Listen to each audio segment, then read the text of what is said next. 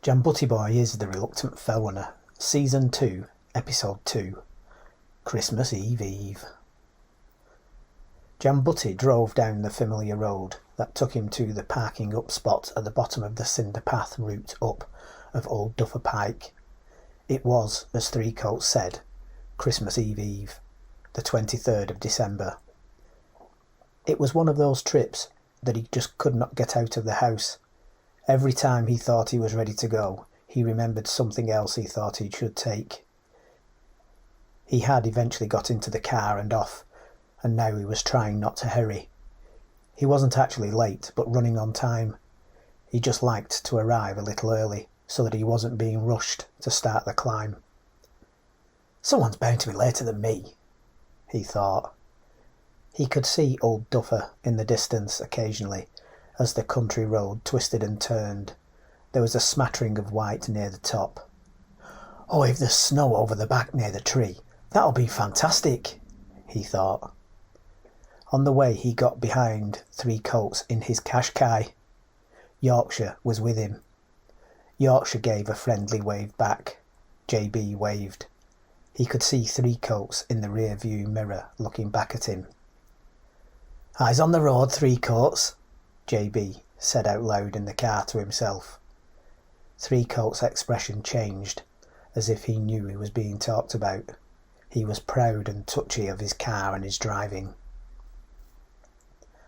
As they approached the spot where they would have to park up, JB could see Camo was already there and had taken the best spot, the one with the firmest tarmac and biggest room. He knew Three Coats would be annoyed at missing out.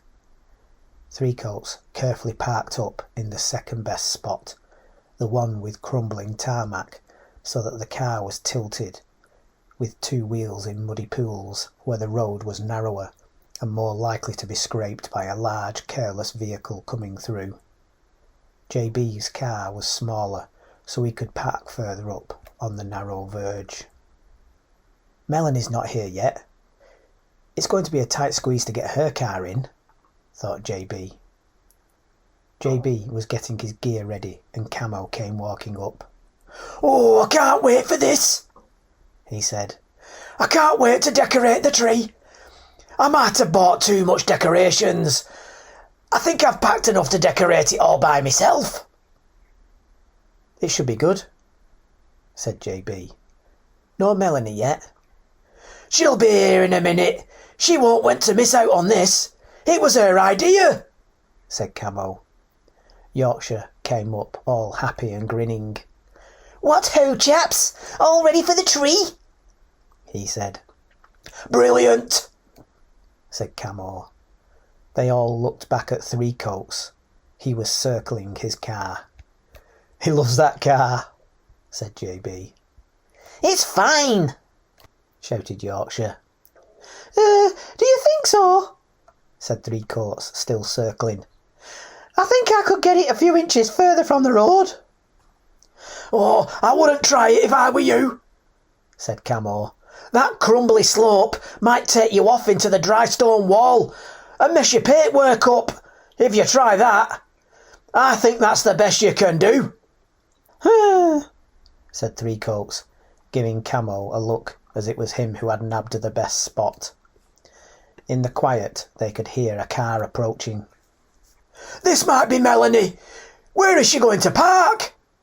said Camo. "If you shove your car up a bit, Three Coats, she could squeeze on there with you." Three Coats was aghast. "No way! You've got the best place. She can squeeze on there with you," he said. "There's only enough room for one car there. You know that," said Camo. "Hang on. A boyfriend is with her," said JB. "Oh no," said Camo. "He's not muscling in on it, is he? Never come out with us before, but now he's heard there's mince pies on the go, he's all for it." "Oh dear," said Yorkshire. "I usually say the more the merrier, but he's not been the life and soul of the party so far." Melonie's boyfriend parked up right at the entrance to the path, down to the gamekeeper's cottage, and jumped out. "Afternoon running, geeks," he said. "Afternoon." "Afternoon." Will you be joining us?" said Yorkshire, not completely enthusiastically. The more the merrier." "You won't be able to park there," said Camo. "The gamekeeper will shove it out of the way into the ditch with his Land Rover." "No bloody chance you'll get me up there," said Melonie's boyfriend. "You lot must be bloody crazy. You should be out Christmas shopping, or sat in front of the telly watching old films, or the footy. I'm just dropping her off. She's going to ring me when she's 10 minutes from the bottom and I'll come and pick her up." "Oh, shame, shame," said Yorkshire, relieved. "Don't really like the football," said Camo. Melonie got out of the other side of the car with a little light brown puppy on a lead. JB thought that Melonie had gotten a little bigger than last week, but it could just be the fleece jacket she had on. "Oh, look at that beautiful puppy," said Camo, going forward towards it. Camo started to ruffle and fuss it. "Hello, hello, hello you," he said in a baby voice. What's your name, eh?" "He's called Marmalade," said Melonie, smiling. "Marmalade? Marmalade," said Camo, tickling him. "Who's a good-looking boy, then? Who's a good-looking boy?" Marmalade started skittering about and trying to nip at Camo's hand. "We're trying to train him up and not get him too excited," said Melonie's boyfriend. "Good idea," said Camo, carrying on getting Marmalade giddy. "You called it Marmalade?" said Yorkshire, giving JB a glance. "Yes, because of the colour," said Melonie. "My mum and dad got it when they knew I was going to America, for the company and to get them out walking." "That's a good idea," said JB. Yorkshire and Three Coats went to fuss the dog too, and Melonie's boyfriend walked up to JB. "Look after my girl up there, will you?" he said. "Of course," said JB. "If anything happens to her," he said, "I don't care about your martial arts. You'd better run, because I'll hunt you down." "Of course," said JB, smiling at him. JB walked over to Melonie, who was looking down at the three of them, fussing her dog and smiling. What a bullshitter, thought JB. If he was that concerned about her, he'd go up there with her. "Hey you," he said to Melonie. "How you feeling?" "Great," she said. "I'm really looking forward to this." It was not long before they were starting on the familiar route up. Not because of what her boyfriend said, because he was going to do it anyway. JB planned to keep a watch on Melonie. "If it looks like she's struggling, I'll get her off here early. I learned my lesson with poor Chewie up there," he thought. "Better not let her know, though. She's proud, and it would really annoy her. I'll do what the best car tailors do in those American films and TV shows. I'll follow her and keep an eye on her by being in front most of the time. That way she won't know I'm keeping an eye on her." "I'm determined to make it," said Melonie. "There's no rush," said JB. "Take your time. As long as you're warm, it doesn't matter that we're here and not down there." On the way up, Melonie was doing well. The pace was a little slower than normal, but not by much. The others were excited with all the Christmas talk, and they got more excited near the top as they started to see patches of snow. Eventually, they were at the familiar top. JB remembered the time he had left his car key and looked at the exact rock. It was going to be downhill for a bit, and then out across the top of the moor to the tree. "There's no wind, which is good," thought JB. As it was mostly downhill or flat, Melonie was keeping up with everyone, but they were walking where normally they would be running this section. JB could see the others getting a bit restless. Camo was the first to crack. "It's a lot further from the top than I remember," he said. Where is this bloody tree? Have we missed it? No, it's a bit further on yet, said Yorkshire. I know where it is. JB tried to put dark thoughts out of his mind as they drifted over the high moorland. The sooner we're on our way back, actually the happier I'll be, he thought. There it is, shouted Three Coats, pointing. I think you're right. Do I get a sweet? said Three Coats. What are you on about, a sweet Three Coats? Well, when we used to go to Blackpool on our holidays, the first one to see Blackpool Tower got a sweet, he said. We used to play first to see the tower, said Camo. But we never got a sweet. I've never been to Blackpool, said Yorkshire. What, never? said Camo. No, said Yorkshire. Where did you go on holiday then as a kid? said Camo. Usually we would spend half of the summer at our property in Cannes, south of France, and the other half at our family lodge in Scotland, said Yorkshire. Nice one, said Camo sarcastically. Come on, let's turn off the path and cut across here. Oh, this lovely fresh snow crunching beneath your feet. Can't beat snow at Christmas. Three Coats ran and caught up with Camo. He struggled to keep up with Camo's long stride and had to skip every few steps. Yorkshire ran forward to join them. The three of them were now in a straight line heading for the tree. Camo picked up the pace, and in a few seconds they were all three running and laughing to be the first there. "Three little boys," smiled Melonie, following their tracks. "Maybe another one soon," smiled JB. "Hopefully not too soon," said Melonie. They all had a great time dressing the tree with tinsel and ornaments. There was a lovely atmosphere. There were mince pies, Christmas cake, mulled wine, and Three Coats even brought his eggnog. Melonie only had the tiniest sip of mulled wine, just to take part. They had a couple of Christmas carols, which they did not do too well on, and it turned instead into a snowball fight, which Melonie kept well away from. JB noticed Melonie had gone quiet, and the tip of her nose had turned pink. "I think we'd better start back soon," he said. "OK," said Melonie. "Guys, I think it's time we headed back out," said JB. "Oh, do we have to?" said Camo and Three Coats together, and everyone laughed. Oh, do we have to?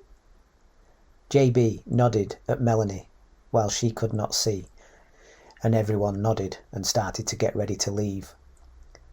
On the way back to the path, Camo kept looking back at the decorated tree. "This has been amazing," he said.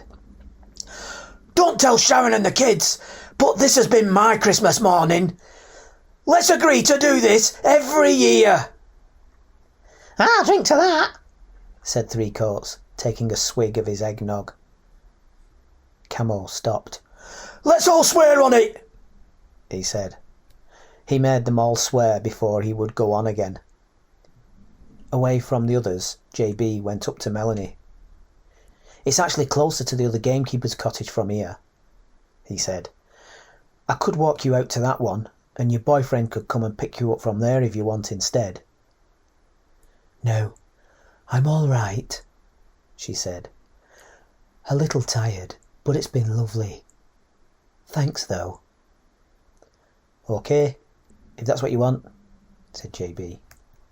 On the long plod back up to the top of the pike, Melonie had to take it slow and easy. JB had given up hiding he was keeping an eye on her. The other three kept having to stop out in front and wait for them. JB shouted across to them. "Why don't you take it in turns to go for a loop run round?" shouted JB. "One of you stay here with me and Melonie, and two go off each time." "Oh, if you don't mind," said Yorkshire. "Of course not," said Melonie. "JB is taking care of me." "I'll stay," said Camo. You two go off first, and then I'll go next. Don't leave it too long, mind. Yorkshire and three colts did not need a second invitation, and turned and shot off for a loop run round. When they passed over the top of the pike and started the descent, JB felt a little better. On the way down, they saw two men dressed in tweeds on the path. "Look at this trendy pair," said JB. "I'll bet that's the lord who owns the mountain," said Camo. "Could be," said JB. "Definitely," said Camo. "I know the type from my army days. Bloody officer class. Toffee-nosed gits." There was an undefinable air about the pair. When they saw Camo, JB and Melonie coming down towards them, they exchanged a few quick words. One immediately seemed superior to the other and turned to face away from them, while the other reluctantly turned towards them. "Did you see him turn his back on us?" said Melonie. "The snooty bugger. He might own the pike, but we've a right to be here too." Yeah, but not if they're shooting," said Camo. "Can't see no guns," said JB. "They'll be checking it out for tomorrow, before their mates arrive. Why else would they be here otherwise?" said Camo. "Afternoon," said Camo, nodding at the one facing them. Look here. You can't be on here," said the one facing them in a clipped voice. The one who had turned away kept himself busy inspecting his fingernails. "Not even a hello first," said Melonie to JB and Camo. "So rude." "Oh yeah," said Camo. "Why's that then?" "There is going to be a hunt tomorrow, my man. Shooting. You understand? Comprende?" "Yes, I comprende," said Camo. "But that's tomorrow, innit? Are ye? Not today, like. Today, we're okay to be here. Comprende?" "It's just a friendly warning, old chap. Wouldn't want you caught in the crossfire now, would we? All that paperwork and PC plod nosing around. Eh, what?" "If you were shooting and you wanted to close the hill, you should get some signs up at the bottom. Then we'd know, wouldn't we, old bean?" The one who had turned his back on them stopped looking at his fingernails for a moment and half turned back. "Don't you know who I am?" he blustered. "Be off with you!" "Oh, that's brilliant," said JB, laughing. "I've always wanted someone to say that. Don't you know who I am? I love it. No, I don't know who you are, mate. What's your name, then?" The man was aghast at the effrontery and refused to give his name. He did a twitch and a roll of his shoulders, straightened his tie, and went back to inspecting his fingernails as if they weren't there. He could not settle and started to cough and look off into the distance.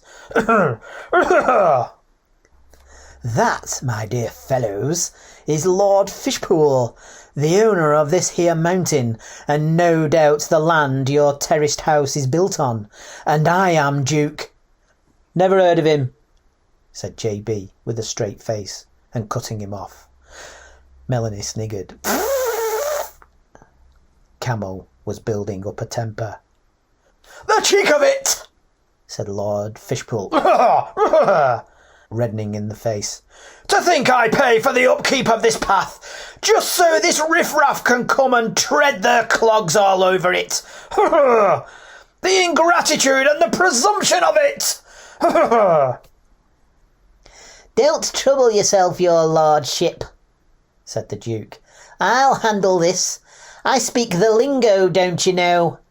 Let me fight my way through the Marks and Spencer's jackets to find my own. Ha ha!" "I don't even live in a terraced house," said Camo, getting agitated. "I'll have you know it's a semi-detached, mate." "Oh dear boy, a semi-detached is it? Plenty of room for your pigeon loft then, eh?" "What pigeons? What you on about pigeons for?" said Camo. "Pigeons. Did you remember to clean them out this morning? Said the Duke. I'll clean you out, mate, said Camo, taking a step forward and jabbing his finger at him. Such uncouth rabble, said Lord Fishpool over his shoulder. Be off with you, I say. Don't trouble yourself, Lord Fishpool. It's beneath you even to speak to them, said the Duke. Is that right? said Camo. Too good to talk to us, eh? The Duke looked at Camo, JB and Melonie and humphed with disdain. My God, the cloth caps, he said to Lord Fishpool, not deigning to speak directly to them. It was Queen Elizabeth I, your lordship, you know, who ordered the peasant class to wear cloth caps just to support the wool industry. There was a fine if they forgot to wear one. The idiots have been wearing them ever since. They actually believe it's their choice, ha ha. Funny, said JB. Then how come it's you two wearing cloth caps, and none of us has got one on? That's besides the point, dear boy, said the Duke. We make the rules, dear boy, is the point. Now, where are your whippets and your ferrets? You'll be hungry after all this walking. What will it be for dinner? Bread and dripping, I presume? Tripe? Black pudding? Eccles cakes? Are you going over to brew? By gum? Bayek? I say, did I do all those correctly? Now listen here, you toffee-nosed git, said Camo, stepping forward. JB stepped forward with him to hold him back. Leave it, Camo. They're not worth it, he said. Not worth it, said the Duke. Well, I'll have you know. His voice tailed off as he saw Yorkshire and Threecoats coming running down the hill to catch up with them.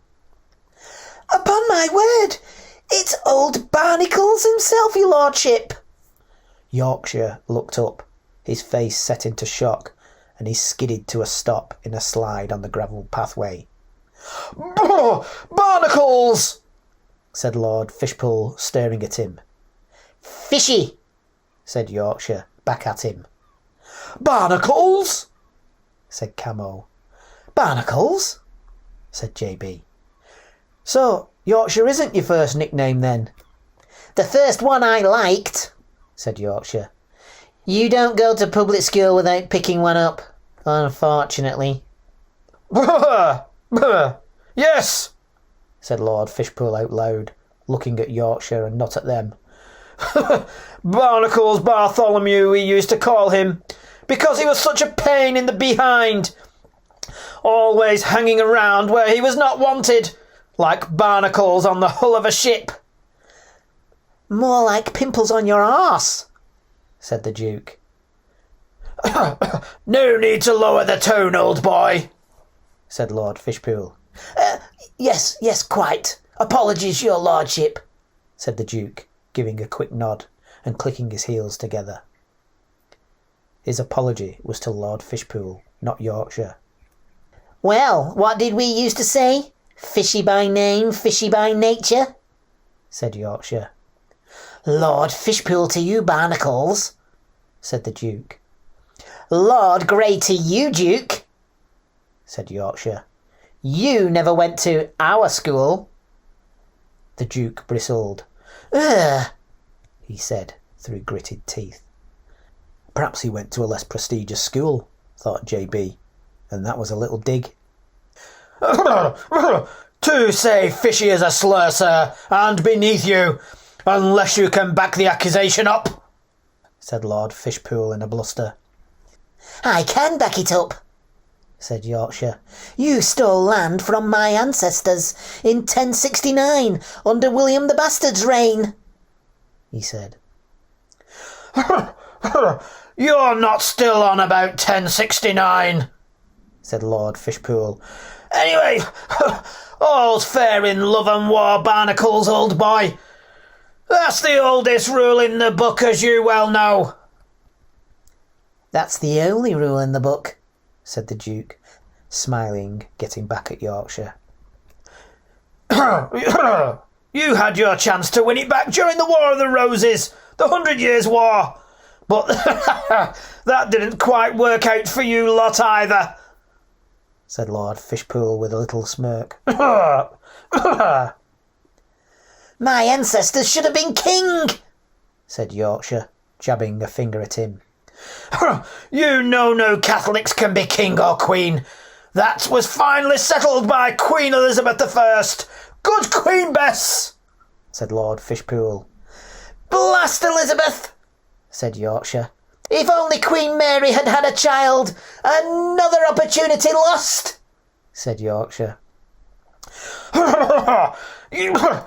You mean that old shrew Bloody Mary, said Lord Fishpool. She was too busy having good honest Protestant folk burnt at the stake.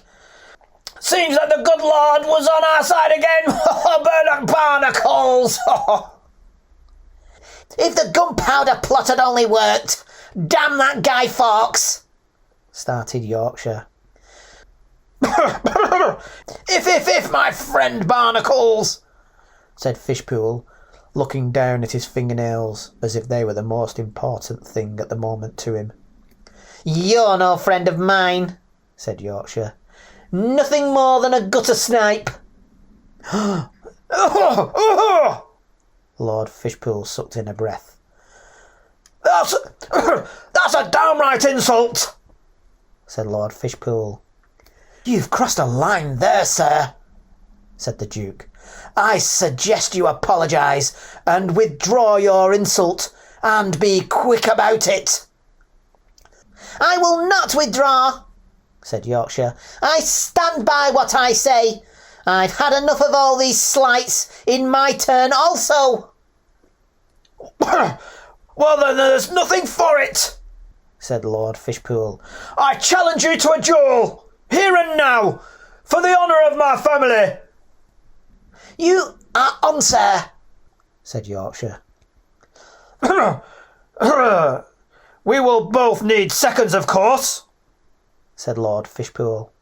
Archduke Ferdinand, would you give me the great honour of being my second, sir? Of course, my dear friend, Lord Fishpool. 'Tis but a trifle. The Duke made a flamboyant bow. We're having trifle? Said JB. Shouldn't it be Christmas pudding or mince pies? Very droll, I'm sure, said the Duke. Choose your man, Barnacles. Yorkshire looked at Three-Coats. How about it, my most trusted friend? Will you do me the honour of being my second? He said. Me? Said Three-Coats. Well, you see, Yorkshire, Yorkshire's face sank. What's the hesitation? He said in a tight voice. Well, I've got responsibilities, and I've got so much to live for to get involved in that, said Three-Coats sheepishly. Ho ho! Typical of you misjudging someone's character, Barnacles, said Lord Fishpool. The Archduke volunteered immediately and without hesitation. What a poor show if you can't get a second. I'll do it, said JB, if you don't mind. Yorkshire smiled with relief. It would be my pleasure and honour to accept you, JB, said Yorkshire. Then he gave a withering look at Three-Coats. I've too much to live for, he said. Right, I shall assume you have never done this before, so follow me, sir, said the Archduke to JB. This should be fun, said Melonie. Of course, said JB. JB walked over to the Duke, and Camo followed close by to listen in. The Archduke took his gloves off in an affected way and offered JB his hand, and JB shook it. He had a firm grip and tried to crush JB's hand to intimidate him. JB smiled and squeezed hard back. He said when he couldn't crush JB's hand. My name is Baron Singer Romaldkirk Dougald Banjo Smyth Carbunckle Hurst von Winchester Cathedral the Third, Duke of Ramsbottom and Bacup, descendant of Edward IV. What is your lineage, sir?" "Bloody hell," said JB. "I don't think there's enough squares in the whole bag in Scrabble to do all that lot. You mean to tell me there are 2 other people who have walked this earth with that name?" "My grandfather and father before me, old chap. Now, however short, your lineage, sir. It is important for the record." The Duke had a gold pen and black pocket-book out at the ready. "Of course, Butty the First," he said, smiling. The Duke was about to write that down, but stopped himself. He looked over the notebook at him with one eye closed. Just in time, descendant of Horace, Black Sea Navy veteran of the First World War, and later roofer. Broke his hip falling off, so he became a general odd job man. Property owner. Robert, Second World War artillery veteran, Italy. Council house. Ruined his lungs from a life working in a bleach factory. Beyond that, no idea. Sir. "Ah, well, all salt of the earth chaps, I bet," said the Duke, making a few notes. He put the notepad away and turned formally to JB. "I suggest the standard practice of choice of weapons on the toss of a coin. Our duellists will then stand back to back in that little clearing there. They will then take 10 paces upon my count and then turn and face each other on the command of about face." JB and Camo looked at each other and nodded, as if this was obviously the correct way to go about it. "Your terms are acceptable, sir," said JB. "Just so you are aware of your responsibilities, sir," said the Duke, smiling and showing his teeth. "If for any reason one of our duellists cannot compete, then it will be our role to step forward and take their place. Acceptable?" "Your terms are acceptable," said JB again. The Archduke clicked his heels together and turned. "Oh, hang on," said JB. "Once they turn and face, is it standard playground rules?" "How so?" said the Duke. "No scratching, biting or pulling hair?" said JB. "How did you know Lord Fishpool was a biter at school?" said the Duke. Just a guess," said JB. "OK, agreed," said the Duke. "Make sure Barnacles agrees also. He's the hair puller." "Of course," said JB. Melonie came strolling up. "Are they really going to duel?" she said.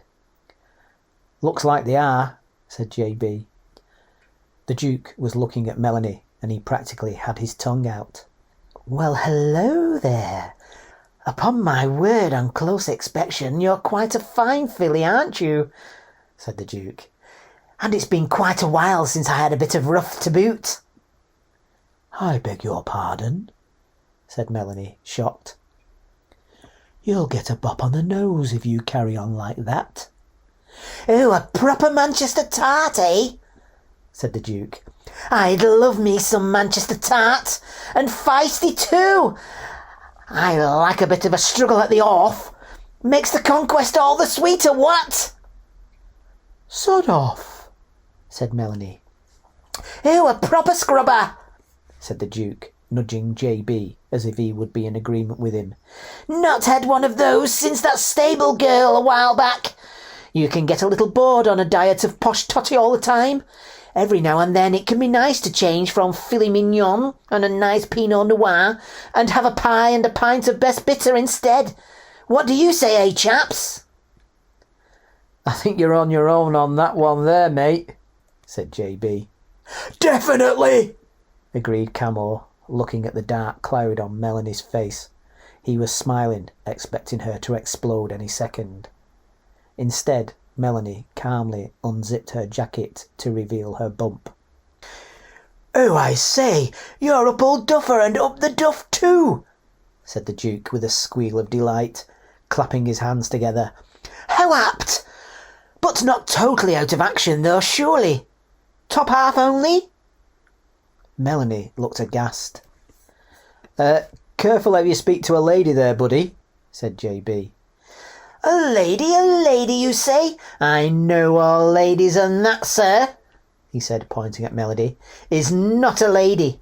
And thank heavens for that, eh, what? Again he nudged JB, as he was closest, and nodded at Camo for agreement. Do you mind? JB said to Melonie. Be my guest, she said. JB coughed, took a step forward, and jabbed the Duke sharply and accurately in the solar plexus. He immediately doubled over with a loud expel of air. He tried to suck in a breath, but it wouldn't happen, and he started to go red-faced and wave his arms about in a panic. Good shot, said Melonie, nodding to JB. Thanks, he said, and turned to the Duke. Right there, Mush. You've got 10 seconds to apologise to the lady, or you'll get another. The Duke was doubled over, holding his stomach. He was in pain and flapping his hands about in a panic, unable to breathe. He would start to draw in a breath, and then it would stop. 5 seconds, said JB, moving as if to jab him again. The Duke waved his hands at JB to indicate no more. 2 seconds, said JB theatrically. The Duke finally started to get air in and held a hand up for JB to wait. After his lungs finally and painfully filled, he squeezed out the words, Sorry, madam. No problem, said Melonie. Lucky for you, your apology was accepted, said JB with a pretend serious face. Sorry, he said again, gradually getting his lungs working properly. Yes, sorry. All I can say is that I was swept away by your great beauty, madam, and in my amateur fumbling I plain forgot my good manners. Please accept my full apology, my lady. He clicked his heels together and bowed towards her. Apology accepted, said Melonie with a tiny curtsy. The Duke turned to JB. Ye gads, that was expertly done, sir. Hats off to you. I've not had that happen since Rugger at school 30 years ago. You will have to show me how to do it sometime. When you've stopped making friends with the proletariat, Duke, perhaps we can get this show on the road, eh? Said Lord Fishpool. We are ready now, your lordship. Just the matter of tossing the coin, said the Duke. Yorkshire approached behind JB and Lord Fishpool the Duke. The Duke pulled out a large gold coin. You carry a gold sovereign? Said Camo. For just such occasions, said the Duke. But it's not a sovereign, dear boy. The Duke was loving being the centre of attention. He held the coin for everyone to see. It was large and filled the centre of his palm. There was an old portrait of a king with a beard looking left. God, would you look at that? Said Camo. It looks like one of those chocolate coins you get at Christmas. It does, doesn't it? Said Melonie. Now that's what money should be like. Right, on the toss of this coin the weapons will be chosen, said the Duke. Who wins the coin toss chooses the weapons, and the loser of the coin toss chooses from the 2 weapons. Understood, everyone? Understood. Understood, said Yorkshire and Lord Fishpool together. Any last requests, Barnacles? Said the Duke. You don't get to call me Barnacles, said Yorkshire. You didn't go to my school. Besides, a duel should have the proper respect. Didn't they teach you that at your school? The Duke bristled again at the mention of his school. Apologies, Lord Grey. You are perfectly correct, sir, said the Duke. He turned to Lord Fishpool. Any last requests, my lord? Let's get on with the darn thing, he blustered. Yes, quite. Heads or tails, your lordship? Heads, said Fishpool quickly. Off with his head in a moment, said Yorkshire. There was a little laughter from Yorkshire's friends. I can't believe this is happening, whispered Melonie to JB. So exciting.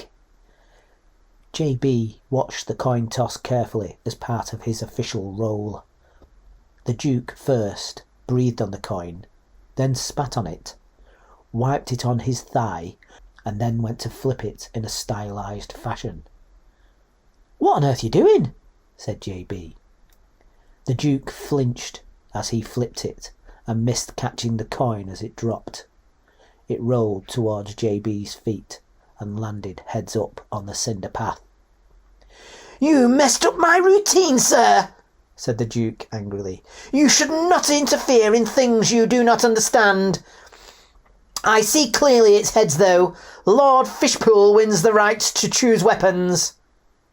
JB scooped up the coin. Don't touch that, said the Duke quickly. JB looked at the head side on the coin in the beautiful shine of ancient yellow gold. Nothing quite like it, he thought. He turned it over to see what the other side looked like, and then there was the same head portrait again. Confused, he flipped it backwards and forwards a few times, but each time it showed the identical same image. Well, well, well, said JB. What do you know? A double-headed coin. Said the group, sucking in a breath and leaning in for a closer look. The dirty cheat, said Melonie. That's cheating indeed, that is, said Camo. Steady on now, said the Duke. I can explain. I might have known, said Yorkshire. Isn't that the coin you won Skegness Manor off little Lord Flintlock 5 years ago? You will be shunned in polite society for this, Duke. And as for you, Lord Fishpool... I knew nothing about it, sir, said Lord Fishpool, turning his back on the Duke, abandoning him. Just a coincidence you chose heads then, I suppose, said JB. Exactly, my dear fellow, exactly, said Lord Fishpool. Coincidence, that's exactly what it was. Liar, liar, pants on fire, your nose is bigger than a telephone wire, said Yorkshire. Lord Fishpool was shocked and could not respond. You're the liar, sir, cut in the Duke. Copycat, copycat, what do you think you're looking at? sang Yorkshire, pointing at the Duke. You're a poet and you don't know it, retorted the Duke. Yorkshire and the Duke gave each other dirty looks, and then there was a moment of silence. This is just a simple misunderstanding, said the Duke, trying to regain his composure. What? Said JB. You didn't know it had 2 heads either, even though it's your coin? Yes, thanks, said the Duke. That's it, correct, sir. I didn't know. I thought it was my expert coin-tossing technique that ensured it landed on heads every time. I really should have checked. Well, what do we do now? Said JB. The Duke coughed and cleared his throat and looked at Yorkshire. Proceed with the negotiations then, Lord Grey, at your convenience, of course. I require the riding crop of 1842, said Yorkshire, to forget about this little incident. You wish to play that card now, sir? Said the Duke. I do, sir, said Yorkshire. And the white feather of 1799? said Yorkshire, hesitatingly.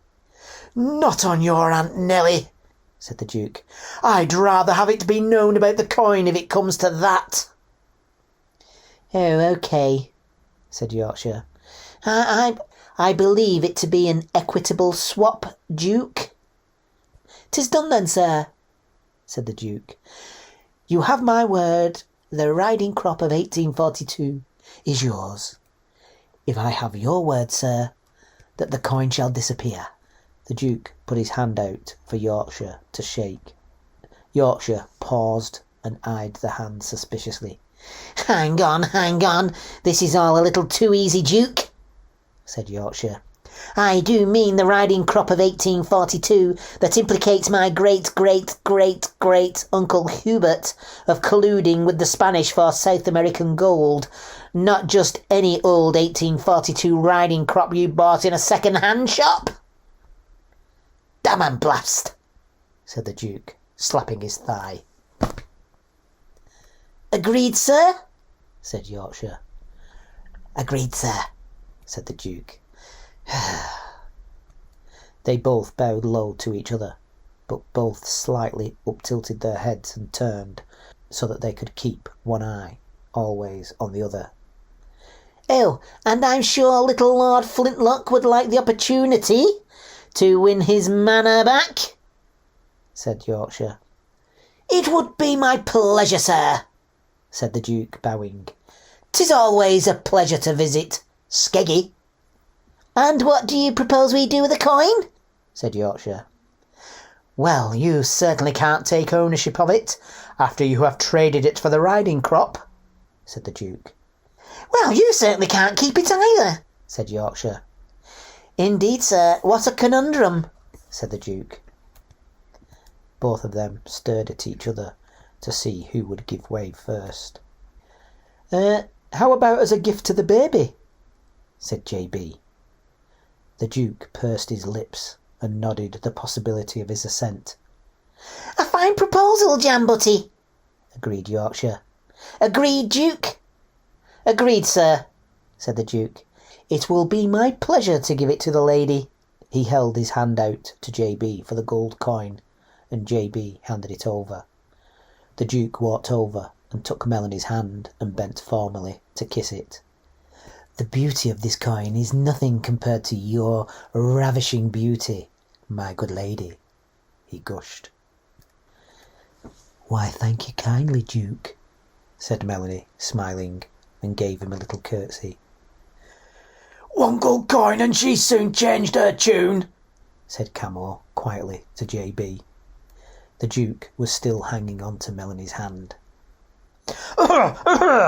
Can we get finally to the matter in hand, Duke, if you can unhand the lady? Said Lord Fishpool, exasperated. The little business of our duel. But how can we decide who chooses weapons first now? Ah, quite, said Yorkshire. I'm pretty sure I heard Yorkshire say heads, and then it landed on heads, said J.B. Yeah, it was definitely heads, said Camo. Yeah, I saw heads, said Three Coats. OK, Yorkshire, you choose, said Lord Fishpool. 'Tis of no matter. I choose walking poles, said Yorkshire. Walking poles, said Lord Fishpool. Well, it's as close to a proper sword fight like our ancestors as we can get, said Yorkshire. Yes, a fine proposal, said Lord Fishpool. What? Not my poles, said Three Coats. It's the least you can do after not volunteering to be my second, said Yorkshire. I told you, I've got too much to live for now, said Three Coats. Cowardy, cowardy custard, said J.B. Scoffed Three Coats. Three Coats went to hand them over to Yorkshire, but held on. You will be careful with them, he said. You said they were unbreakable, said Yorkshire. In normal use, said Three Coats. I read the guarantee from cover to cover after J.B. kinked my last pole. It said nothing about duelling. Hand them over, said Yorkshire, grabbing them off him. Said Three Coats. Yorkshire took the walking poles and held one out for Lord Fishpool. Not protocol, dear boy, said the Duke. Oh, yes, sorry, I wasn't thinking after all the drama, said Yorkshire. Yorkshire handed both sticks to JB. The seconds handle the weapons. You check them first, and then hand them over to Lord Fishpool's second, the Duke. He will then inspect both. As I have chosen the type of weapon, he gets to choose between them. Seems reasonable, said JB. JB had a quick look at the two poles. There didn't seem to be any difference between them. He held up one and looked down the length of it and gave Three Coats the eye. No kinks, he said. Said Three Coats. Not yet, anyway. JB handed the two poles over to the Duke. He accepted them with a little bow, and then with a serious face began inspecting both. He went to test the bending one. Steady on, said Three Coats. The Duke gave Three Coats a look, and then settled on one, and took the pair to Lord Fishpool. Lord Fishpool inspected both, and then agreed on the Duke's choice. The Duke came back to JB with the one pole. We have made our choice, sir, said the Duke, handing over the pole to JB. Cheers, mate, said JB. The Duke raised an eyebrow. Yes, quite. As you are unfamiliar with such matters, sir, I will inform you of the proceedings. There will now be a 2-minute practice and consultation period, after which Lord Grey and Lord Fishpool will place themselves back to back. They will then take 10 steps forward on my count, and then on the command of About Face, they will turn and fight. Is that clear, sir? Perfectly, said JB. Cheers, mush. Coughed the Duke and went over to Lord Fishpool. JB walked over to Yorkshire. You ready for this, Yorkie? Absolutely, JB, he said. I've been waiting since prep school for this. Having spoken to the Duke, Lord Fishpool went to a small free space by himself and started to test the walking pole. He then thrashed and jabbed and poked an imaginary opponent. Yeah! Take that, you scoundrel! Ew. Not to be outdone, Yorkshire stepped away from JB and did the same. Yeah, hiya, you dirty rascal. Take that, you dirty rascal. JB stifled a giggle. After a few more jabs and parries, the Duke shouted, It's time, gentlemen! Both men went to their seconds for a last check and word of encouragement. You've got this, Yorkie, said JB. You're taller and fitter than him. Use your extra reach and you can pick him off. Yes, JB, good idea, said Yorkshire. Forget that, said Camo. Just smash him! An equally good idea, said Yorkshire, confused. Three Coats hung back. The pair of the lords stepped forward into the clear space. They gave each other a look and a nod and turned and stood back to back. Ready? Shouted the Duke. Ready! Ready? On guard! Said the Duke. Yorkshire and Fishpool lifted their poles vertically up and touched them to their noses. Your possible last words, gentlemen, please, said the Duke, with his gold pen and a little notebook back out. For king and country, said Lord Fishpool. Agreed, said Yorkshire. For the country and for the rightful king. You'll pay for that crack, barnacles! I'll see you in hell first, fishy, said Yorkshire. Gentlemen, on my mark, said the Duke. 10, 9, 8. On each number, the two opponents took a step forward. 1, about face! On the words about face, Lord Fishpool made a mad charge at Yorkshire. Oh! He screamed, and the crowd sucked in a breath. Go get him, Lord Fishpool! shouted the Duke. "Look out, Yorkie!" shouted JB. "Kill him!" shouted Melonie.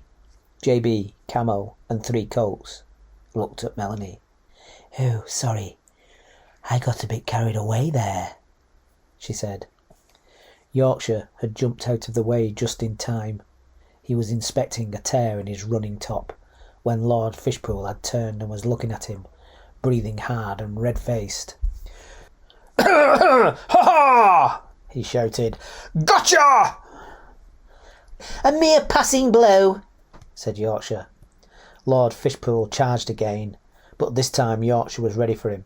He jumped out of the way and jabbed at him as he passed. Lord Fishpool skidded to an ungainly stop to find a tear to his trousers. He inspected the hole. "Ha ha!" shouted Yorkshire. "Hairy legs, hairy legs!" Lord Fishpool jabbed at Yorkshire and lost his pole. There was an intake of breath. Yorkshire, gentlemanly, held up his pole to his nose. "You may retrieve your weapon, Lord Fishpool," he said. There was a sigh of approval from the crowd. "Oh, nicely done, sir," said the Duke. "That's a proper gent, that," said Camo. Lord Fishpool turned and bent to pick up his weapon, and Yorkshire gave him a little poke in the bum. "Never turn your back on your opponent, old boy," said Yorkshire. 10 minutes later, and they were still at it.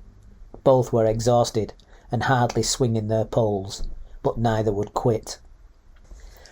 "I have to say I'm a bit disappointed," said Melonie. "I was hoping for a little blood. Perhaps a respectable cut on the cheek or something at least." "Not going anywhere, is it?" said JB. "I think I've got more scars than they have from retrieving my football from the brambles as a kid." "Can't you get them to stop?" said Melonie. "I'm getting cold and I could do with a wee."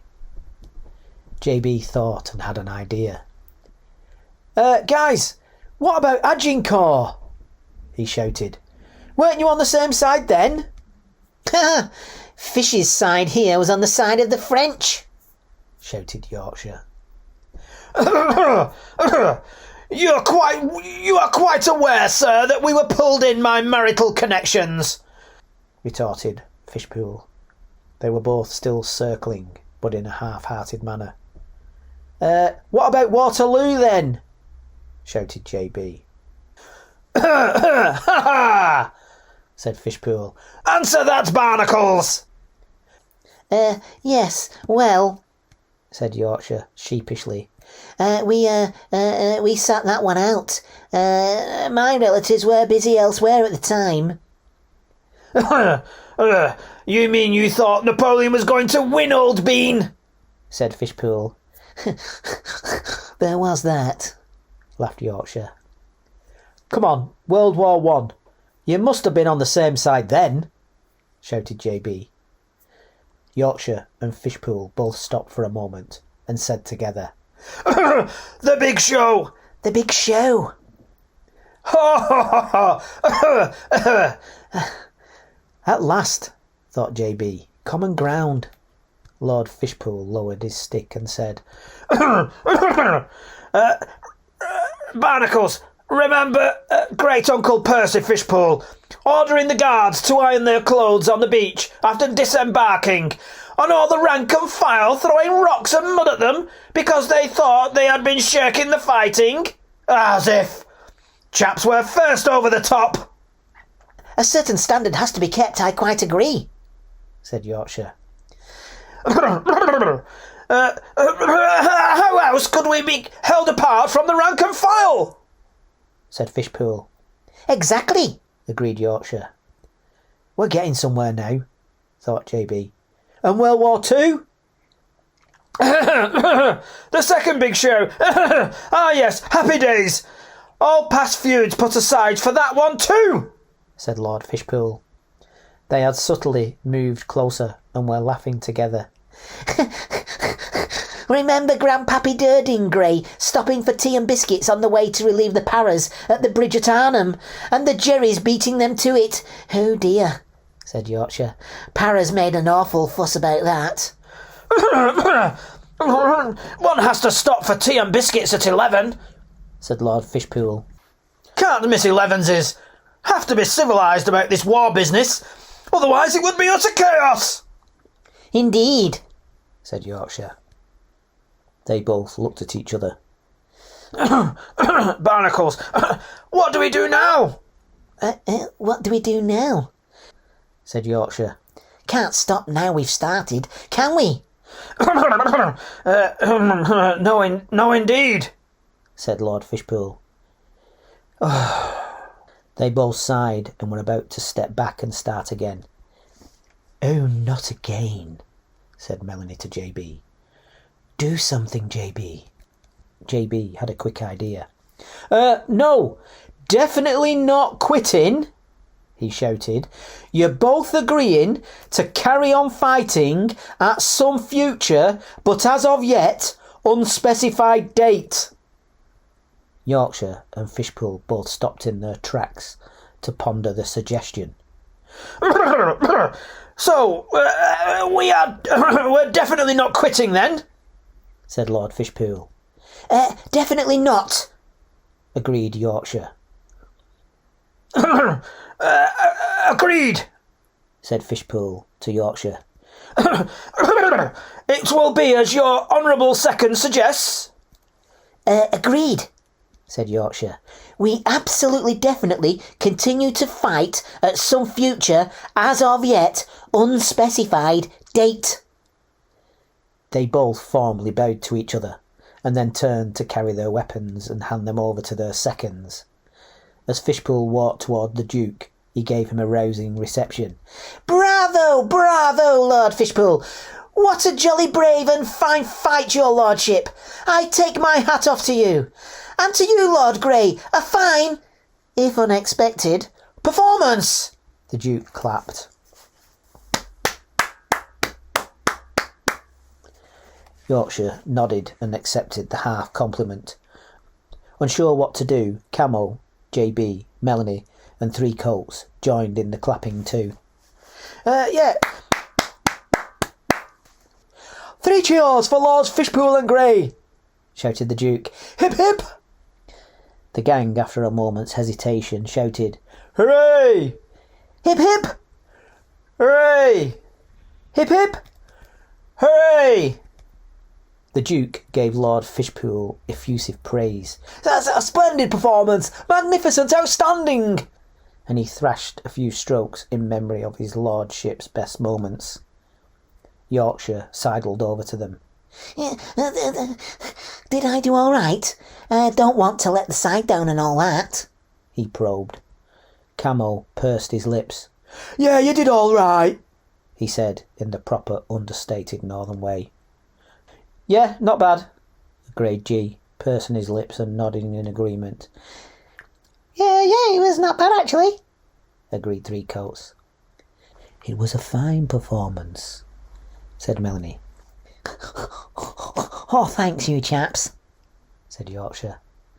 Lord Fishpool and the Duke wandered over to Yorkshire. An approachement? Not quite burying the hatchet, but... No, that was Naysborough, said Yorkshire. Oh, yes, said Fishpool, his eyes narrowing. There was a moment of silence while everyone wondered if it would start up again. Oh, give it a rest, will you, you two? said Melonie. Yes, quite right, Melonie, said Yorkshire. We have kind of hogged the afternoon. Yes, said Lord Fishpool. Jolly good fun the way, Barnacles. Yes, it was rather, laughed Yorkshire. I do say, Yorkshire, you do seem to have gathered a good bunch of chaps around you, said Lord Fishpool. Yes, they are a solid bunch, smiled Yorkshire. I'm very fond of them, actually.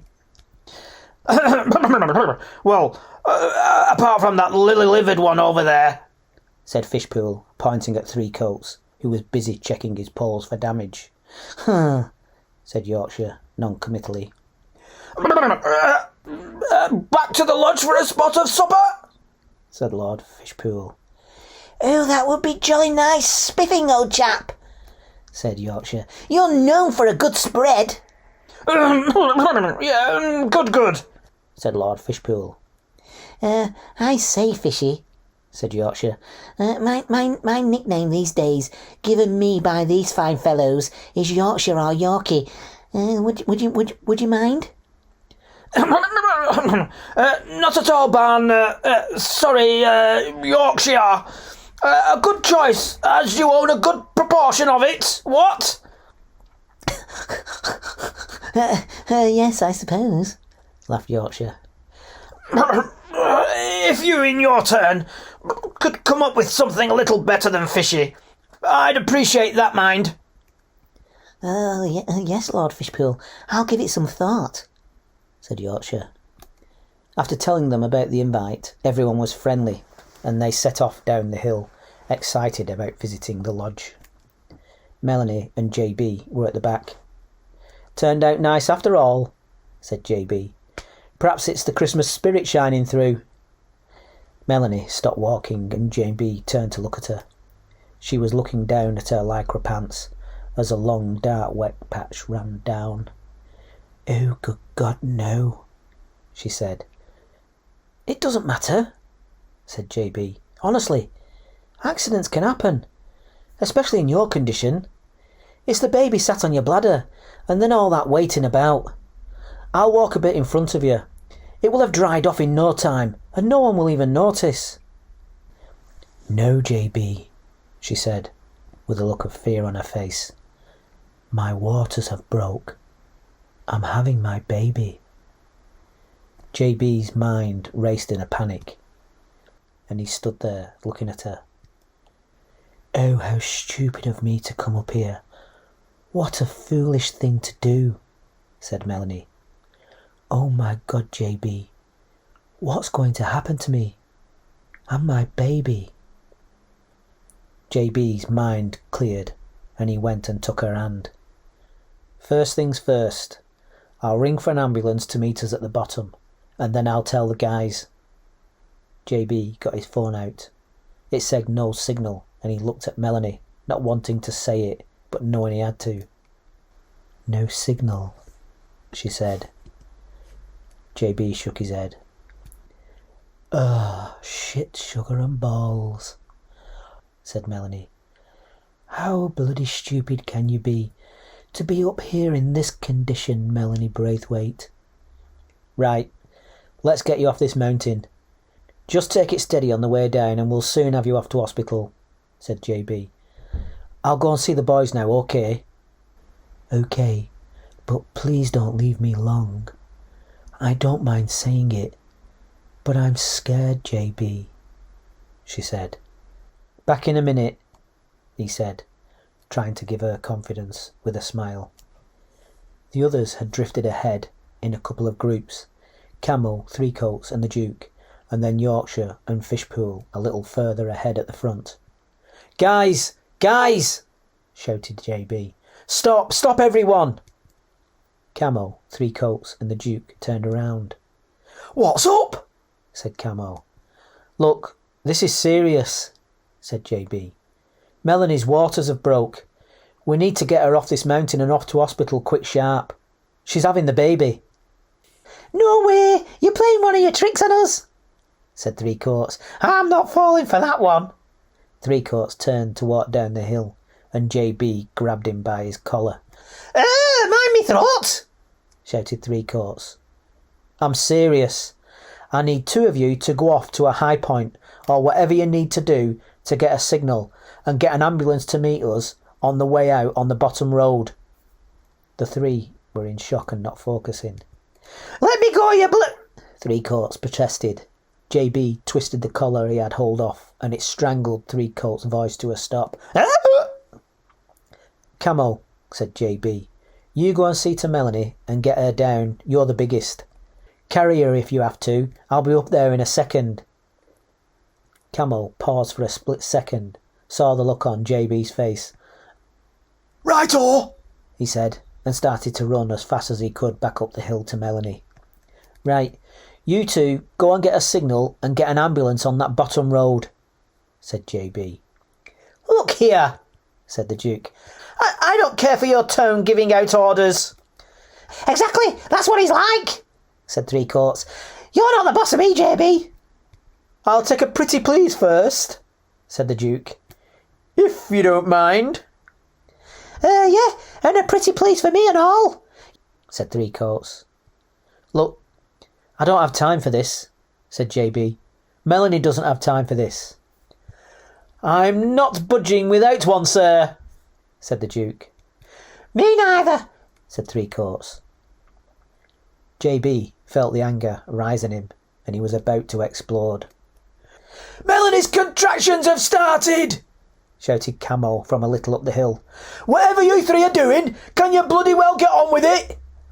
The Duke and Three Courts were staring angrily at JB when they heard the shout.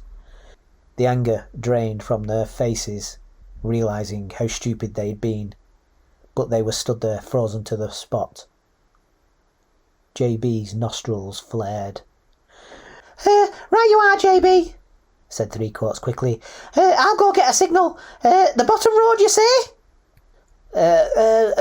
Yes, said the Duke. I'll ring through to be sure. You go that way, Three Courts, and I'll go this. Three Courts and the Duke ran off in different directions to get a signal, and JB ran on down the hill to the two lords. What is it, JB? said Yorkshire, seeing him coming. What's all the fuss about? It's Melonie, Yorkie, said JB. Her waters have broke, and her contractions have started. She's having the baby. Oh, dear Lord, said Yorkshire. Poor Melonie. The Duke and Three Courts have gone off to get a signal to get an ambulance on the bottom road for her, said JB. Can you get a car ready at the bottom while me and Camo help her off the hill, and then we'll meet the ambulance on the way? Of course, JB, said Yorkshire. Wait, shouted Lord Fishpool. My Land Rover! It's parked at the gamekeeper's cottage at the bottom. That will get up here in no time, and she won't have to make it all the way down. OK, said JB. Quick as you can, fellas, eh? As quick as the wind, JB, said Yorkshire. JB set off up the hill, and the two lords set off down. In seconds, Yorkshire was racing ahead. Wait on, old boy! shouted Lord Fishpool. Yorkshire stopped. We have to worry. She's a dear friend of mine, pleaded Yorkshire. Lord Fishpool got his keys out and threw them to Yorkshire. Take the keys, Yorkshire, he said.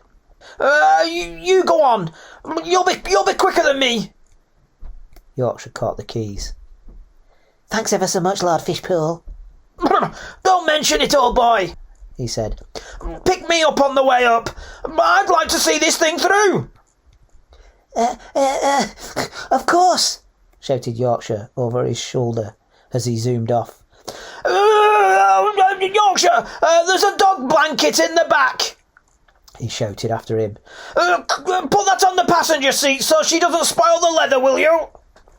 Yorkshire raced off down the hill at full pelt. Meanwhile, JB was heading back up the hill. He thought he would meet Camo and Melonie making their way down, but he found them not far from where he had left them. Melonie was stood on the cinder path, and Camo was sat on a rock. JB felt a wave of fear that they had not moved, and he suppressed it down. What's happening? He said as he walked up. Melonie pointed at Camo. He says his legs are wobbly, said Melonie. Camo sat on the rock, leaning forward with his hands on his knees. His face was a sickly grey with no colour in it. Oh, it was terrible when you left, JB, said Camo, his speech slow and a little slurred. His tongue seemed to be suddenly too big for his mouth. I kept thinking of all the bad things that could happen. I don't like being on my own. Do you think you could get going again? Said Melonie. We can't leave you here, but I'm not walking down the hill on my own. JB was just about to say that they didn't have to, because there was a Land Rover coming, but Camo started to push himself unsteadily to his feet. JB stepped forward to help him. You don't have to get... JB took the weight of Camo's arm, and a strange thing happened. It got incredibly heavy. Too late he realised what was happening. Camo had passed out, and his giant frame came towards him, and there was no way of holding him up. To JB, it was not like he himself was falling, but it was like the world tilted, and the clear blue sky flipped, and then he landed into the heather with the enormous weight of Camo on top of him. He went to move, and Camo did not budge. Camo was a dead weight. He'd never felt anything so heavy. JB lay trying to get a breath in and out and get his bearings and not panic.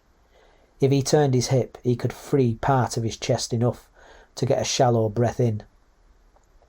He looked up and saw Melonie looking down at him, lay on his back, with the giant Camo lying on top of him. Her shocked face cracked, and she started to laugh. JB looked at her and shook his head from side to side. He couldn't shrug his shoulders. Melonie's laughter stopped instantly, as she had a contraction. Her face contorted into pain. The pain went, but left her in despair. "Oh, what a bloody disaster," she wailed. "Why did I come here? Why did they have that stupid duel? We're bloody stuck here now." Instead of trying to lift Camo off him, JB shuffled his own weight to one side, and inch by slow inch, he gradually rolled Camo off. JB saw Camo was safely nested in the heather, and left him to go to Melonie. "It's going to be all right," said JB, taking her hands. "Yorkshire is getting Lord Fishpool's Land Rover. They'll be here in no time. That's what I was trying to tell him. There's no need to race down now. You're going to be off quicker than walking you off." "Really?" she said, beginning to get a bit of hope. "Really?" he said. "With the speed Yorkshire is going, they'll be here in no time." "Oh, thank heavens," said Melonie. JB had an extra fleece in his rucksack and took it out. "Do you mind if I put it over Camo?" he said. "You look warm enough." "Sure," said Melonie. JB put the fleece over Camo's core and tried to push the heather closer in and around him. Melonie had another contraction. To JB, the worst of it was not her face during the pain of the contraction, but her fear after. It was suddenly silent, and JB could feel the oppression of how far away they were from anyone, and realised how Camo felt. "Please talk about something, JB, to occupy my mind," she said. Have you decided on any girls' or boys' names yet?" he said. Melonie gave a faint smile. "I know it's going to be a girl," she said. "He keeps giving it away, I can tell, but no name yet." JB thought, "Well, you could give her a Christmas name, like Holly or Mary, or even Christmas itself." "No," she said, shaking her head. JB tried again. "If you think where we are, you could call her Heather." She gave him a look and then a little laugh. "No thanks. Something to do with the mountains. What about Hill, Harry?" She laughed again. "I know," said JB. Felicity. Felicity?"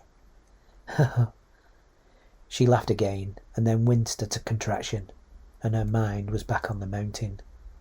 JB glanced down the path to see if there was any sign of the Land Rover. "Oh God, where are they?" said Melonie.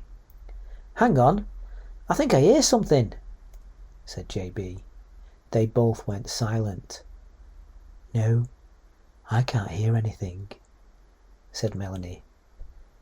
With a subtle change of the breeze, they both heard it. "Yes, that's an engine noise," she said.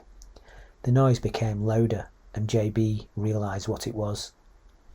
"Sorry, Melonie," he said. "That's a passing helicopter noise." "Oh, bloody hell," she said. "I was hoping it was that Land Rover." The noise grew louder and louder, and then they could see it. "That's a bit low, isn't it?" she said. "It's the air ambulance," said JB. "I wonder where that's off to." "Yes," said Melonie. The noise became deafening as the helicopter came nearer and nearer. JB and Melonie looked at each other, suddenly thinking the same thing. "Is that thing heading towards us?" said Melonie, shocked. "Oh my God," said JB. "It looks like it. Get your head down." They crouched down as the helicopter came in fast directly towards them. The blast from the downdraft hit them like a blustery wind on the top of the fells. JB grabbed hold of Melonie's jacket to help stabilise her. He watched the helicopter touch down a little above them on a flat section. An athletic man in an orange jumpsuit and helmet jumped out, carrying another helmet and a bag. He came running across. "Oh my Lord, I've never been so embarrassed in all my life," shouted Melonie so JB could hear. "As long as it gets you off quick, that's the main thing," he shouted back. "One of you expecting a baby by any chance?" he said. He was a really handsome guy, and obviously a doctor to boot.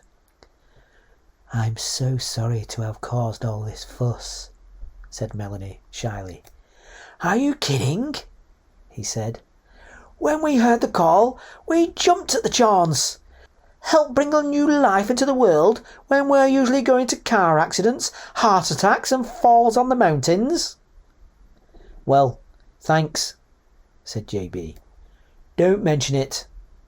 He turned to Melonie and started to put the helmet on for her. "Ever been up in one of these before?" "No," she said, looking scared. "Oh, there's nothing to it. First child?" "Yes," she said. "A few firsts today, then," he said, smiling. Just then, Camo started to sit up.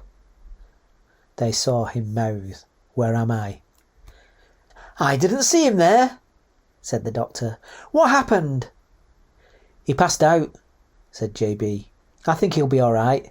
There's a Land Rover coming up any minute soon." "He'll have to be, old chap. No more room aboard, I'm afraid."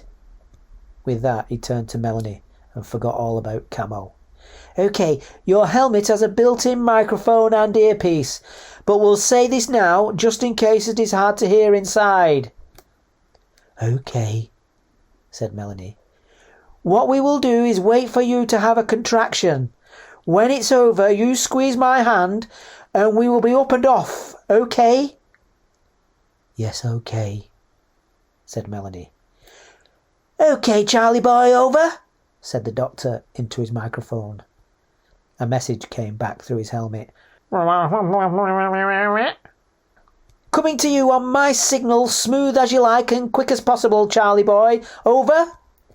Another message came back. "OK, Cinders," said the doctor to Melonie. "Your carriage awaits. We'll have you there in 2 minutes." With that, he whisked Melonie off. They ducked under the still spinning rotor blades.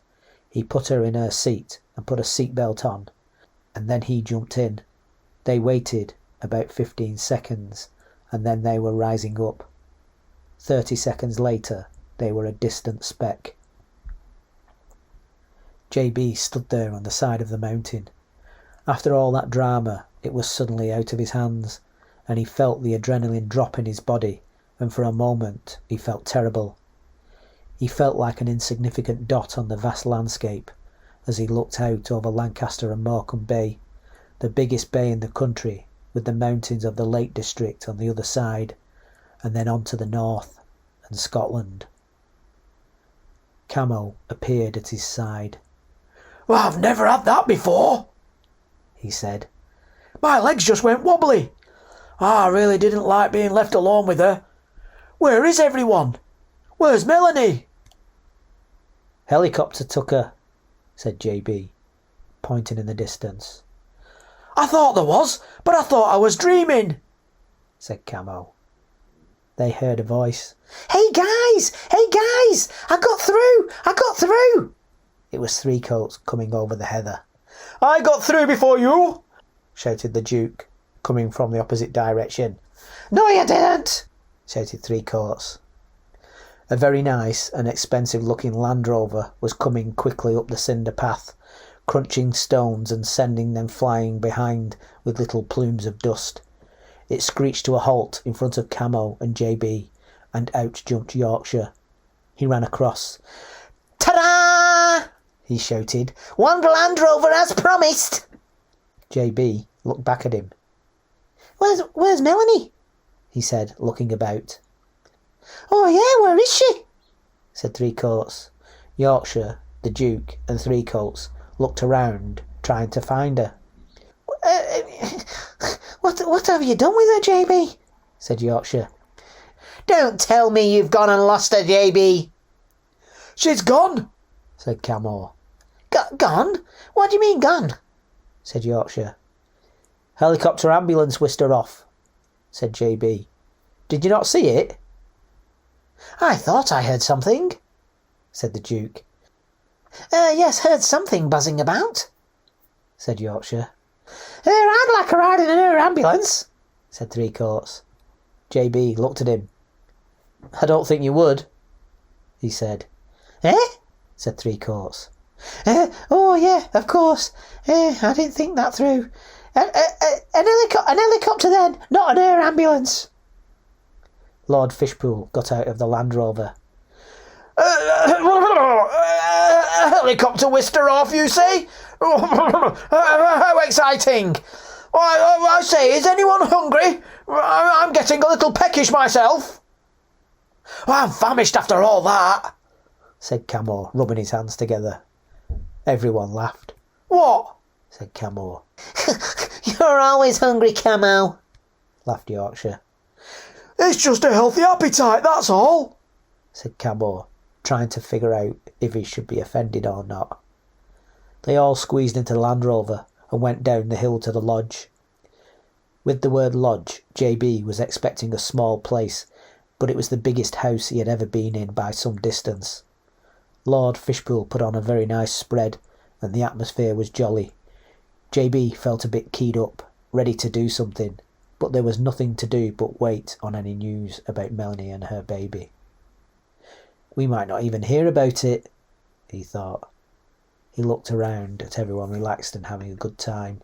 Even the two lords, Fishpool and Grey, were laughing together. It's nice to see you two getting along, said JB to them. Merely the calm in the eye of the storm, Yorkshire? Said Fishpool. Indeed, said Yorkshire. Just like the Christmas truce of 1914 with the Bosch. Except for the football, of course. Yes, well said, sir, said Lord Fishpool, slapping his thigh. Oh dear, I think I'm getting a little tight, old boy. Not far from being a little blotto myself, said Yorkshire. It's a shame you two can't settle this thing once and for all, said JB. Don't you lot just intermarry and stop all that? Couldn't one of you marry the other's sister or something? The two lords' faces changed. Said Yorkshire, rubbing his chin. What do you say to that, Lord Fishpool? You know, you could be onto something there, old jam butty boy, said Lord Fishpool. It could move things on from the 11th to the 21st century, Yorkshire. Indeed, said Yorkshire. The question is, who with who? You are the one with 3 sisters, while I've only the one sister, and she is betrothed to Lord Percy Falcon.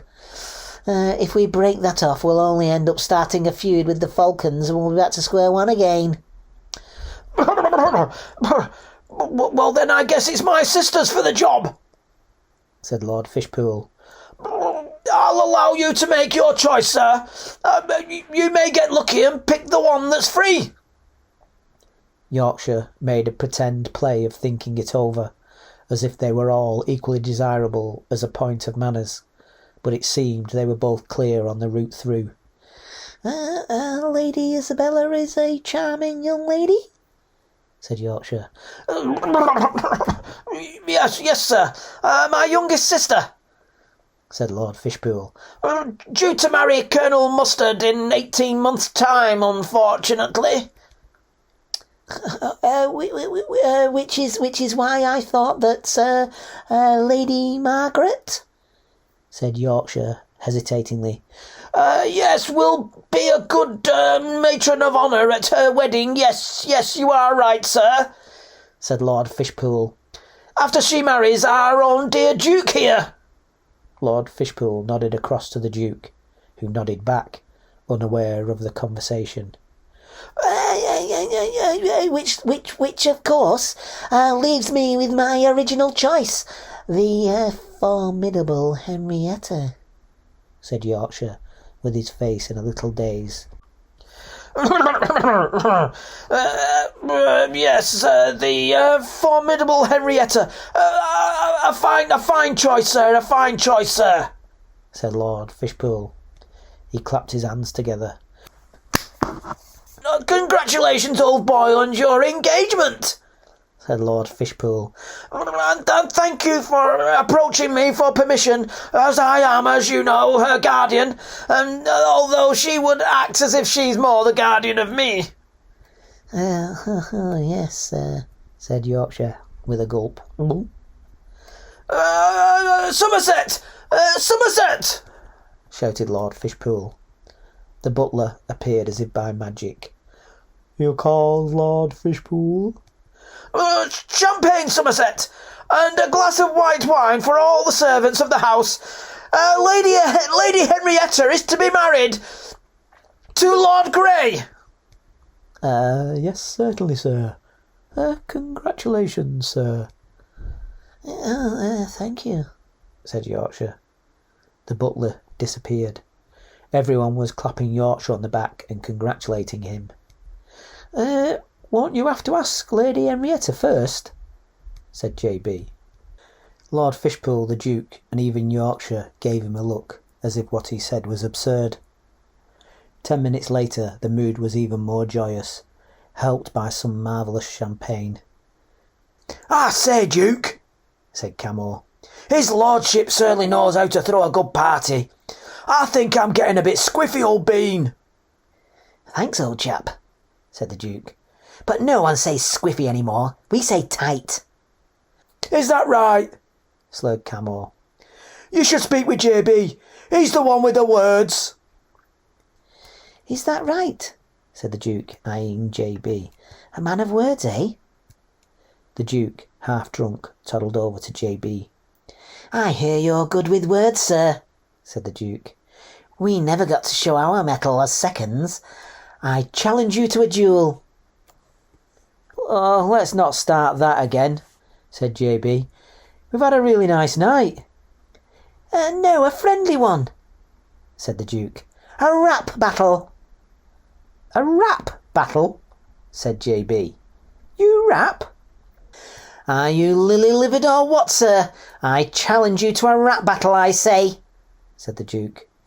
Everyone started to chant, and J.B. could not make himself heard. When it died down, he said he accepted, and everyone cheered again. Somerset was ordered to find paper and pens, and J.B. and the Duke went off to separate corners of the room with a 10-minute time limit. After the 10 minutes, J.B. and the Duke were stood up half facing each other and half facing the expectant audience sat in front of them. On the toss of a fair coin, it was the Duke to go first. The Duke was all charm and grace. He's going to be a tough opponent, thought J.B. The Duke took a step forward and with a big smile pulled out his paper. There are two types of people, old boy, you know, those that work the fields and our grain they sow. We are the pillars of society. You think you are free men, but you work for me. When you see films of men in tights, of noble lords and of knights, that's us, my friend, not you and yours. So get down, not on your knee, but all fours. You may be a man who knows his letters, but for better or worse, we are your betters. Oh, There was a gentle nodding of his effort, and he gave a flamboyant bow. "Top that," said the Duke. "I'll give it a try," said JB, stepping forward. "Right. You don't wash your hands when you go for a pee. You stick your little pinky out when you have a cup of tea. You might be descended from warrior knights of old, but you're like the poodle that comes from the wolves. When you get married, it's not for love. It has to be someone with blue blood. You're so inbred you've got no chin, and your sister's got more fingers and toes than Anne Boleyn." There was a silence after JB had done his. Lord Fishpool got up and walked across to him. JB wondered if he'd gone too far. Lord Fishpool grabbed his wrist and lifted his arm aloft. "I declare the winner!" he shouted. "Hey!" Everyone cheered and jumped up to clap JB on the back. "A jolly good effort, sir," said the Duke. "Yours had more humour than mine. Well done, old chap." "Thanks," said JB. "What larks, eh, chaps? What larks?" shouted Lord Fishpool, slapping JB on the back and clearly having a wonderful time. In the noise of all the laughter, JB's phone went. It was Melonie's boyfriend, Mike. "Is that you, Jan Butty?" Yeah," said JB. Any news? Is everyone okay?" "Well, I've got 2 girls now," he said. "Hang on," said JB. "I'll put you on speakerphone." It went silent in the room. You're on speaker," said JB. "Everyone's here." "Hello, running geeks," said the familiar voice. "I say, I've got 2 girls now." "Oh, wonderful." "Marvellous." Did you decide on a name?" said JB, wondering what it would be, if there would be any association with the Fells. "Melonie decided on it at the last minute," said her boyfriend. "After what happened." "Oh, yeah?" said JB. "What did she decide?" "She wants to call her Sky. Anyway, they're both fine. I've got to go. Got lots of ringing round to do." "Congratulations," said JB, but the phone had already clicked. Everyone smiled and looked around. "The perfect end to a perfect day," said Lord Fishpool. "Here, here," said the Duke. "To baby Sky," said JB, lifting a glass. Everyone found their glasses. "To baby Sky!" "To baby Sky," they all said together. "And her brave mum," said Camo. "Yes, indeed." "To Melonie," they all said. "To Peaches," said JB absent-mindedly. "What's that, old boy?" said the Duke, pricking up his ears, suddenly interested. "You said Peaches. I definitely heard Peaches. Come on, old chap. Tell your Uncle Dukey all about it." Hey, guys, after that rap, I've got an idea," said JB. "Oh, don't go changing the subject, old boy," said the Duke.